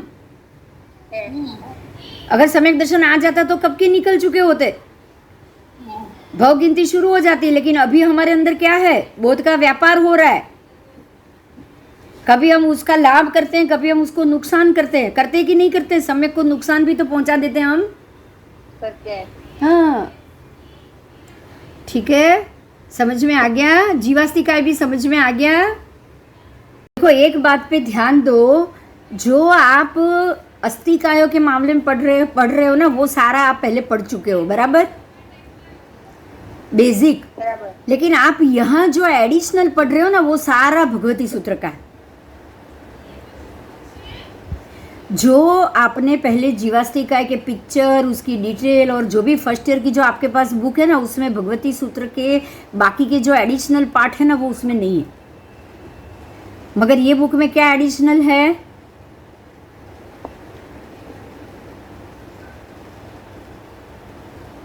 बताओ, क्या प्रश्न है? इसमें एडिशनल क्या आपको मिला? पहले सिर्फ, धर्मास्तिकाय में? हाँ नहीं, सभी षड्द्रव्य में पहले सिर्फ आपको उसकी विगत मिली थी फर्स्ट ईयर में। जो हमने फर्स्ट ईयर का जो आपको बुक मिली है उसमें चारित्र रत्न महाराज की बुक में सारी उसकी डिटेल थी ना। हाँ। अब आपको उसकी पूरी जानकारी डिटेल से द्रव्य गुण सहित, पर्याय सहित और 14 राजलोक में क्या क्या चीज़ है, कितनी है, वो डिटेल जो अभी जो आप ले रहे हो वो किस में से ले रहे हो पता है? वो भगवती सूत्र में से ले रहे हो। समझ में आया? हाँ। आओ अभी अस्तिकायों द्वारा जीव और अजीव की प्रवृत्ति। अब आ रहा है आपका सेकेंड ईयर का स्टेज। अस्तिकाय तो आपने जान लिए, जीव को भी जान लिया, अजीव को भी जान लिया। अब तीनों को इकट्ठा करेंगे। क्या करेंगे? इकट्ठा। क्योंकि जीव कभी भी प्रवृत्ति बिना नहीं रह सकता। संसारी जीव कभी भी प्रवृत्ति बिना रह सकता है? नहीं। उसके हर प्रत्येक समय में कोई ना कोई प्रवृत्ति रहेगी। हाँ। तो वो प्रवृत्ति में जीव अस्तिकायों को कैसे उपयोग में ले रहे हैं और अजीव भी अस्तिकायों को कैसे उपयोग में ले रहे हैं।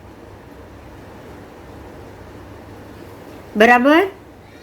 बराबर। अस्तिकायों द्वारा, अस्तिकाय से जीव और अजीव किस प्रकार से प्रवृत्ति और निवृत्ति करते हैं, आओ इसको जानेंगे। अजीव तो निवृत्ति करने जाएंगे नहीं, लेकिन जीव, अंदर बैठा हुआ जीव निवृत्ति किससे करेगा? अजीव के कारण ही करेगा ना। हाँ। अगर मैं कुछ और फूल सूंघना चाहूंगी तो मैं मेरे शरीर, नाक के बगैर उसको सूंघ पाऊंगी? नहीं। मैं अपनी इंद्रिय के बगैर किसी भी फूल की सुगंध को ले पाऊंगी? नहीं। इंद्रिय का उपयोग तो उसमें सबसे पहला करूंगी, तभी हो पाएगा। तो मैंने शरीर के नाक इंद्रिय का उपयोग किया, वो क्या हुआ? पुद्गल का उपयोग किया कि नहीं किया? पुद्गल अस्तिकाय का। हाँ। अच्छा, वो पुद्गल अस्तिकाय कैसा है? मूर्त है या जीवित है? मूर्त है। पुद्गल अस्तिकाय मूर्त है, लेकिन अंदर में मेरा जीव बैठा है वो जीवित है। लेकिन पुद्गल अस्तिकाय कैसा है? मूर्त है ना, अजीव है ना। अजीव है कि जीव है ये बताओ? अजीव। पुद्गल अस्तिकाय मेरा शरीर अजीव है, मेरी आत्मा जीव है। तो मेरे शरीर ने किसी फूल को सूंघा तो जीव और अजीव ने मिलके अस्तिकाय का उपयोग किया। हाँ। समझ में आया? हाँ। मेरे जीव ने और मेरे पुद्गल अस्तिकाय ने दोनों मिल गए और उसने गति की। हाँ। तो अस्तिकाय का उपयोग हुआ कि नहीं हुआ? हुआ। मैंने स्थिति की तो अधर्मास्तिकाय का उपयोग हुआ कि नहीं हुआ? हुआ। समझ में आया अभी? हाँ। हाँ, सबको आ गया? देखो फिर से बोल रही हूँ, अगर मैं पानी पीना चाहती हूँ, अगर मैं ये पानी पीना चाहती हूँ तो मैं क्या करूँगी? मेरे शरीर का उपयोग करूँगी। मुझे प्यास लगी है, मैं पानी पी रही हूँ, मैं हाथ से इसको उठाऊंगी तो मैंने गति की। हाँ। मैंने धर्मास्तिकाय का उपयोग किया। बराबर? हाँ। अब ये धर्मास्तिकाय का उपयोग करूंगी, पानी पीऊंगी, उसको बोतल को रख दूंगी। तो अब मैंने छोड़ दिया, अब मैं वापस धर्मास्तिकाय में, अब मैं बैठ गई स्थिर, बिना हिले डुले, ध्यान में। अभी मैंने वो बोतल छोड़ दी तो अधर्मास्तिकाय का भी उपयोग किया। हाँ। किया। तो ये धर्मास्तिकाय और अधर्मास्तिकाय का उपयोग मेरे जीव ने पुद्गल के बिना तो वो कर ही नहीं पाता, पुद्गल अस्तिकाय के बिना तो कर ही नहीं सकता था। नहीं। तो मेरे अंदर जो जीवास्तिकाय है, मेरा जो अंदर जो पुद्गलास्तिकाय है, वो दोनों ने मिलके धर्मास्तिकाय अधर्मास्तिकाय का उपयोग किया। तो किसका उपयोग किया? अस्तिकाय का किया ना? अधर्मास्तिकाय। तो अस्तिकाय का उपयोग हुआ ना? अच्छा, मैं रह रही हूँ 14 राजलोक में, तो आकाश अस्तिकाय का उपयोग हो रहा है। हाँ हाँ और मैं इतने साल जिंदा रहूंगी, तो इतने दिन ये पानी पीऊंगी, तो काल का भी उपयोग हुआ, हाँ व्यवहार काल का हुआ ना? हाँ हाँ। तो ऐसे हम लोग 6 द्रव्यों का उपयोग निरंतर कर रहे हैं। એટલે એવું કહેવાય કે જીવ ઉદ્ગલનો સહારો લઈને બધી ક્રિયાઓ કરે. બધી ક્રિયાઓ કરે, પણ આ જે ક્રિયાઓ કરું છું એ કોણ, એને શું કહેશો? અજીવોની ક્રિયા છે આ. હા તમે કોનો ઉપયોગ કરો છો? હા હા તમે અજીવોનો ઉપયોગ કરો છો. તમે દરેક વખતે જીવનો ઉપયોગ નથી કરતા. आप हर बार जीव का उपयोग नहीं कर रहे हो. इसमें धर्मास्तिकाय अधर्मास्तिकाय तो अजीव ही है. હા मेरा पुद्गलास्तिकाय भी अजीव है. હા तो पानी कौन पी रहा है? मेरा आत्मा, मेरा जीव ही पी रहा है ना. હા पुद्गल तो पी नहीं रहा है. खाली पुद्गल तो कुछ नहीं कर रहा है. नहीं. तो कर्म किसको लगेंगे? आज आत्मा को लगेंगे या मेरे शरीर को लगेंगे? આત્માને જીવને. बस. अब आप यहाँ पे देखो, बहुत बड़ी बात मैं बता रही हूँ. ध्यान दो, ध्यान दो, ध्यान दो. हम लोग नहीं, सनातन धर्म या अन्य धर्म वाले क्या कह रहे पता है? जो भी खाता हूँ, जो भी पीता हूँ, अब अगर मैं कृष्णार्पण करके अगर खाऊंगा ना, तो कोई पाप मुझे नहीं लगेगा। नहीं लगे. बोलो, ये पॉसिबल है? सब पाप कृष्ण भगवान को लगेगा। नहीं नहीं, वो पाप किसको लगेगा छोड़ो, भगवान को तो नहीं चढ़ेगा. लेकिन मैं अगर इसको ऐसे करूंगा, ऐसे जीऊंगा, तो मेरे को कोई पाप नहीं लगेगा. बोलो, ये पॉसिबल है? नहीं। है? आपको पाप कब नहीं लगेगा, आप ये बताओ. चलो, आप सारी चीज अजीव का उपयोग ही छोड़ दो. बिल्कुल ध्यान में चले जाओ, घंटों तक, महीनों तक. ना आपको पानी लेना है, ना आहार लेना है, ना आपको शरीर को हिलाना डुलाना. एक ही जगह पे भगवान ऐसे ही बैठते थे ना. 12.5 साल तक भगवान ने क्या किया? हाँ। ध्यान ही किया है ना. तो 12.5 साल तक ध्यान किया, तो इतने सारे आत्म प्रदेशों पे कर्म चढ़े थे कि जो उनको 12.5 साल तक करना पड़ा. मतलब क्या हुआ? वो 12.5 साल तक उन्होंने अजीव प्रवृत्ति को क्या किया? त्याग किया. जितनी जरूर थी उतनी ली, बाकी नहीं लिया. बराबर. सिर्फ 349 दिन ही आहार किया. तो अजीव का उपयोग उन्होंने कब किया? आहार के लिए ही बाहर निकले थे ना. बाकी बाहर निकले भगवान. जो 349 दिन था आहार लेने के लिए निकले, उतने ही निकले ना. बाकी निकले होंगे चौमासा बदलने के लिए निकले होंगे, बस. बाकी कुछ नहीं ना. नहीं। बाकी नहीं. नहीं। बाकी नहीं. अब समझ में आ रहा है? जीवों का और अजीवों का संबंध समझ में आ रहा है? हम लोगों को भी अब 10 श्रावक, आनंद श्रावक जैसे, कामदेव श्रावक, आनंद श्रावक जैसे 10 श्रावकों को जो अवधि ज्ञान हुआ है, वो उनके अपने एक शाला में स्थिरता के कारण ही हुआ है. ये मालूम है ना सबको? बोलो. ज्ञानावरण का क्षय कैसे हुआ उनका? वो लोग भी स्थिर हो गए थे. धंधा, बिजनेस, घर सब छोड़ के अपनी अपनी शाला में एक जगह पे ही वो बैठे थे. दीक्षा नहीं ली थी, लेकिन संसार में भी एक छोटा सा मकान लेके उसमें रह गए थे बस. बाकी सारा धंधा कामदेव श्रावक, आनंद श्रावक, वो सबने बंद कर दिया था. पता है आपको?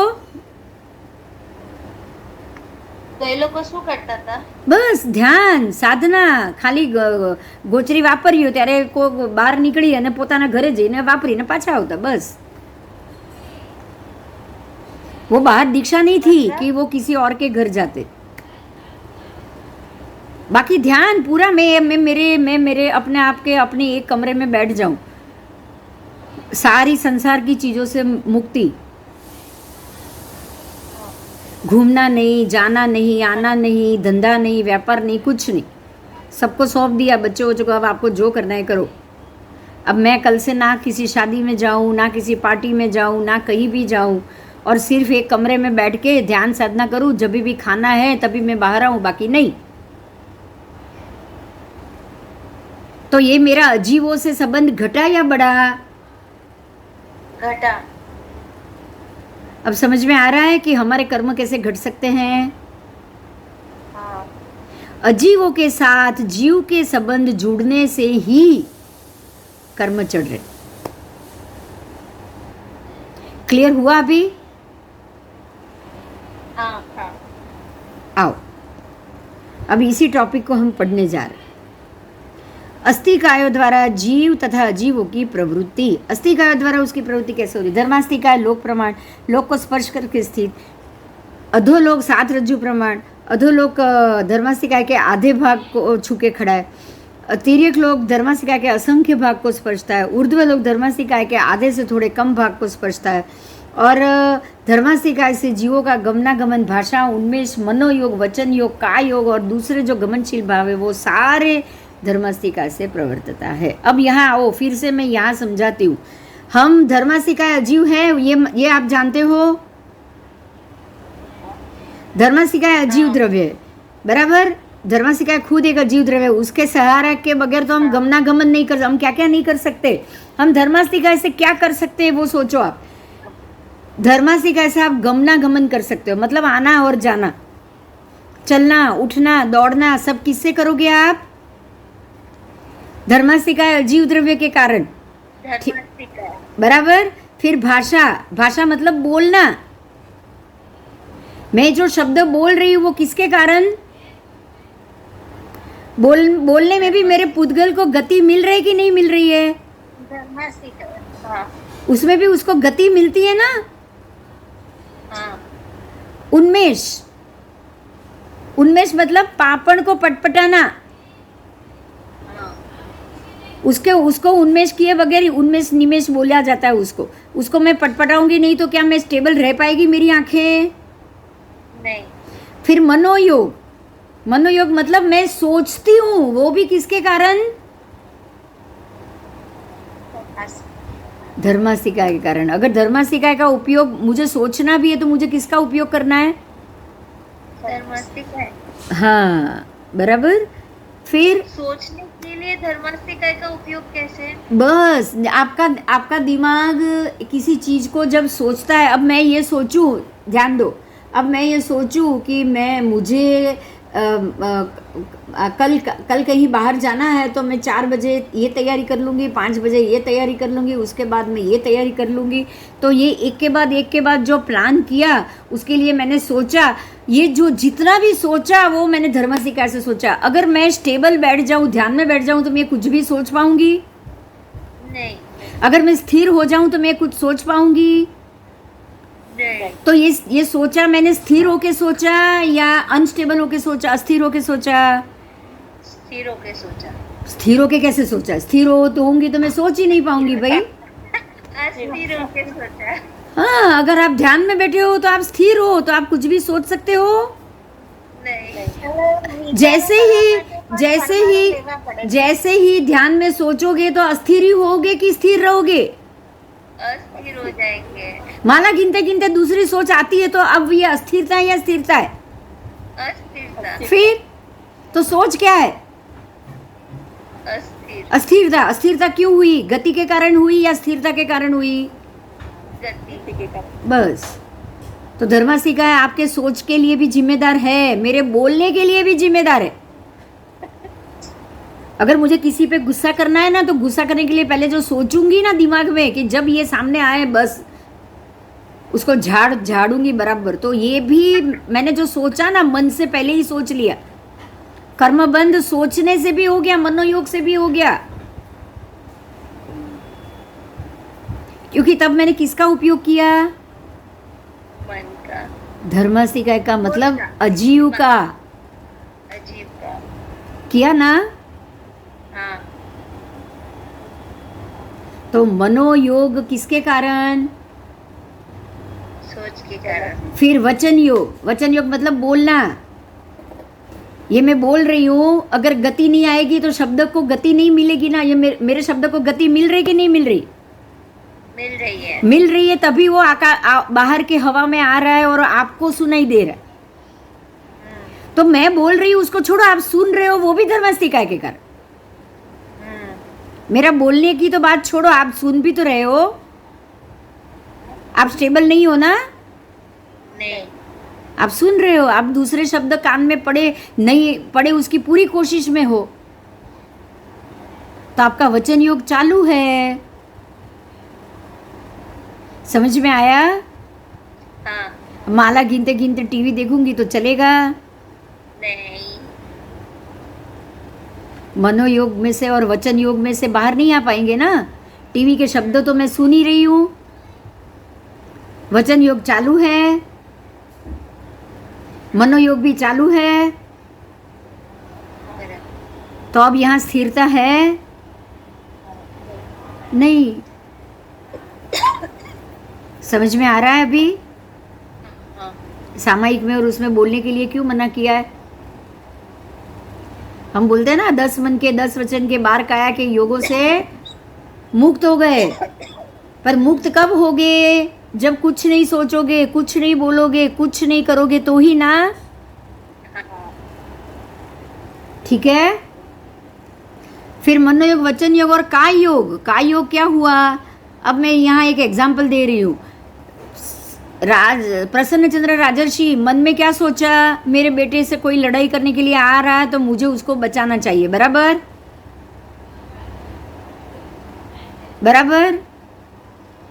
और लड़ना शुरू कर लिया, मन से ही कर दिया ना। उसके बाद हाथ हिलाना शुरू कर लिया, तभी वो तलवार से बचने के लिए गिर गए तो माथे पे हाथ गया, तभी गया ना। मुगट संभालने गए तभी गया ना।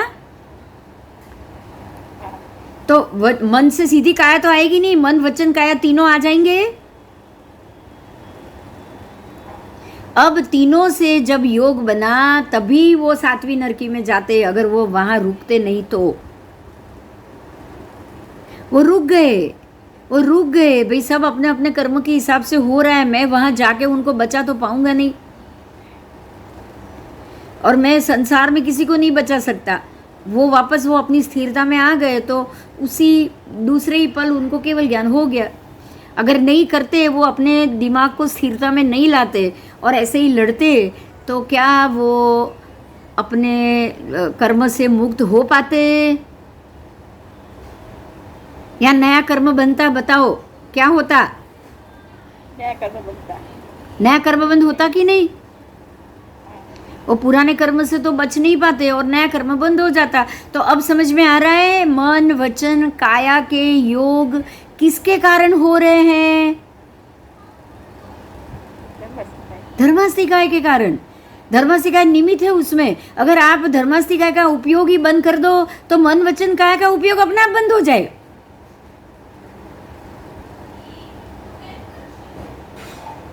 होगा कि नहीं? तो हमें अपने ऊपर से कर्म कम करने हो तो हमें क्या करना चाहिए? उपयोग बोलो। हाँ, बंद कर देना चाहिए। मतलब हमें अपने मन वचन काया से जितनी भी प्रवृत्तियां हैं उसमें से बाहर आ जाना चाहिए। जितने हो सके स्टेबल हो जाओ, स्थिर हो जाओ। समझ में आया? समझ में आया ये? बस जिस दिन आपने पूरे दुनिया से सन्यास लेके आप अंदर आ गए ना, अपने इसके लिए सन्यास या अकेलापन होना बहुत ज़रूरी। आप दुनिया में रह के ये चीज़ नहीं कर पाओगे। संसार में रह के, घर में रह के, सब लोगों के सामने रह के आप ये सोचो कि मैं धर्मास्ती काय का उपयोग बंद कर दूं, मैं मन वचन काया का उपयोग बंद कर दूं, तो वो पॉसिबल नहीं। भगवान ये चीज़ घर में रहकर नहीं कर सकते, इसलिए वो हमेशा दीक्षा लेके घर से बाहर निकलते ही निकलते हैं। बराबर बराबर। हाँ, भरत राजा ने जरूर किया, भरत राजा ने जरूर किया। भरत राजा ने निर्लेप होके काम किया। वो राजा हो चुके थे, राज्य पाट के उन्होंने जितने भी कर्म किए हैं ना, वो सारे निमित्त बन के किए। वो राजा थे, सामने जो काम आया वो किया है, अपने आप कोई काम करने नहीं गए। समझ में आ रहा है? अब देखो यहाँ पे ध्यान दो कि आप संसार में होके भरत राजा और मरुदेवा माता की तरह निर्लेप कैसे रह सकते हो। ये बात समझ में आई थोड़ी भी?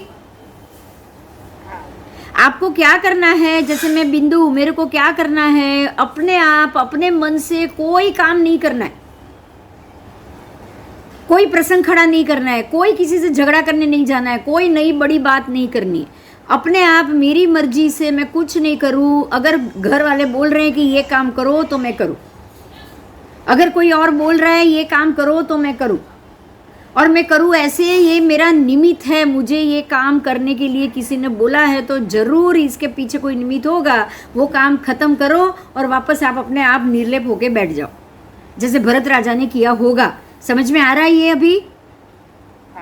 भरत राजा ने राज्य पाठ संभाला था, पूरे 6 खंड जीते थे। 6 खंड जीतने के लिए सैन्य लेकर घूमने के लिए कितने कर्म की उनकी बढ़ोतरी हुई होती अगर वो निर्लेप नहीं होते तो। बहुत सारी। उन्होंने चक्रवर्ती पद को संभालने के लिए ही 6 खंड जीतने गए, उनको किसी को भी जीतने की इच्छा नहीं थी। समझ में आया? बाहुबली जब लड़ाई करने के लिए खड़े हो गए तब उन्होंने ये सोचा कि और कोई नहीं, खाली हम 2 ही लड़ेंगे बस। लड़ना है ना, हम 2 लड़ेंगे, मैं सैन्य लेके तेरे देश पे नहीं आऊंगा। ऐसा डिसीजन कौन ले सकता है? जो निर्लेप है वो। जब लड़ाई की जरूरत पड़ी, वो भी बाहुबली ने बोला इसलिए लड़े। बाहुबली नहीं बोलता तो भरत राजा लड़ने जाते नहीं। अगर लड़ाई ही करनी थी तो वो बाहुबली के मना करने का ही इंतजार करते, वो सीधे टूट पड़ते कि नहीं टूट पड़ते। दूसरा राजा क्या करता? टूट पड़ता। लेकिन इन्होंने कोई कर्म नया नहीं बांधा है। ध्यान दो भरत राजा को, 6 खंड को जीतने वाले चक्रवर्ती बनने के बावजूद भी उनको उसी भव में सम्यक दर्शन, केवल ज्ञान, श्रावकपणे में मिले। आप सोचो तो सही, राजा के होते रहते हुए मिले। जो उस दिन तक, अंतिम समय तक जिन्होंने राजपाट किया है, न्याय किया है, उनके कारण किसी न किसी को सजा मिली होगी कि नहीं मिली होगी? मिली होगी। लेकिन फिर भी वो बिल्कुल निश्चिंत रहे, निश्चय में रहे, किसी बिल्कुल तटस्थ रहे। उनके कारण क्या किसी भी जीव को कोई तकलीफ ना हो, ये उन्होंने हर पल सोचा। और जो सामने आया वो काम किया, अपनी मर्जी से कुछ नहीं किया। आप समझ में आ रहा है? और जब भी केवल ज्ञान भी तभी हुआ जब उन्होंने अपने सारे आभूषणों का त्याग किया, उससे पहले नहीं। अंतिम समय में जब उनको केवल ज्ञान हुआ, उससे कुछ मिनट पहले अंगूठी उंगली से नीचे गिर गई और तब उन्होंने बिना अंगूठी वाली उंगली देखी और उन्होंने ये सोचा कि ये शरीर की शोभा सिर्फ ये अंगूठी के कारण थी, और ये बिना ऐसे आभूषण और ये शरीर की कोई शोभा ही नहीं है। तब उनको वैराग्य हुआ कि ये शरीर तो कभी भी नाश हो जाएगा, ये शरीर का कोई मोह हमको नहीं करना। और तब तक तो उनके सारे वैराग्य भाव आया ही बस बाकी था, सारे कर्म खत्म हो चुके थे। अब ये सोचो, राजा रहते रहते उन्होंने अपने सारे कर्म कैसे खत्म किए हो सकते हैं? ये बड़ा क्वेश्चन है कि नहीं? ये बताओ। मरुदेवी माता ने माता के रूप में ही, राजमाता के रूप में सारे कर्म कैसे खत्म किए होंगे? उन्होंने अपनी मर्जी से कोई कर्म नहीं किया होगा, तभी ना। हाँ। वो 10 श्रावकों को भी वैराग्य लेकर अपने ही घर में किसी एक कमरे में रहने के कारण अवधि ज्ञान हुआ है। जबकि ये राजा को राजपाट करते करते केवल ज्ञान हो गया। समझ में आ रही है ये बात? हाँ कोई भी काम निमित्त आए तो करो, निमित्त के बिना कोई काम मत करो।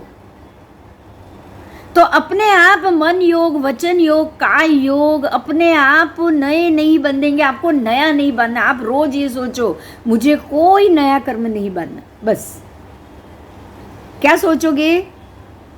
मुझे कोई नया कर्म नहीं नया नहीं बांधना है और जो सामने आए उसको पूरा करना है। ये दूसरा स्टेज है। जो कर्म सामने आएगा उसको मुझे खत्म करना है। फिर मैं बिंदु बन के घर में रह के भी मेरे सारे कर्मों को खत्म कर सकती हूँ। समझ में आया? हाँ जैसे भरत राजा ने किया। ये मनोयोग, वचन योग, काय योग और धर्मास्तिकाय के संबंध को तोड़ने का रास्ता है। जीव हमेशा अजीव द्रव्य के साथ रह के ही काम करता है। यही कारण है कि वो ये अस्तिकायों के दुनिया से बाहर नहीं निकल पाता। आज आपको ये बहुत क्लियर समझ में आ गया होगा। हाँ आ गया ना हाँ कि हम लोग ये अस्तिकाय सी दुनिया से बाहर क्यों नहीं निकल सकते हैं? क्योंकि हम लोग ये अस्तिकायों से उपयोग बार बार कर रहे हैं। मनोयोग, वचन योग, काय योग हम अपनी इच्छा के लिए कर रहे हैं ना, इसीलिए बंधन में आ जाते हैं। और अगर हम अपनी इच्छा से नहीं करेंगे, हम इसका मन से त्याग कर देंगे कि नहीं मुझे कुछ नहीं करना है, लेकिन किसी ने आके बोला ये काम कर, जरूरी है, तुझे करना पड़ेगा, तो ठीक है ला, काम किया, खत्म करके उससे बाहर। समझ में आया? हाँ ना उसकी इच्छा करनी है, ना वो करके खुश होना है, ना वो मैं बार बार करूं ऐसा सोचना। तो जो मन योग, वचन योग, काय योग और सारे जो दूसरे, उसके कारण ही गमनशील भाव आएंगे, बाकी गमनशील भाव ही नहीं आएंगे। अगर ये तीनों योग का आपने गमनशील भाव खत्म कर दिया तो आप धर्मास्तिकाय का प्रवर्तन करोगे, कर पाओगे, धर्मास्तिकाय का उपयोग कर पाओगे?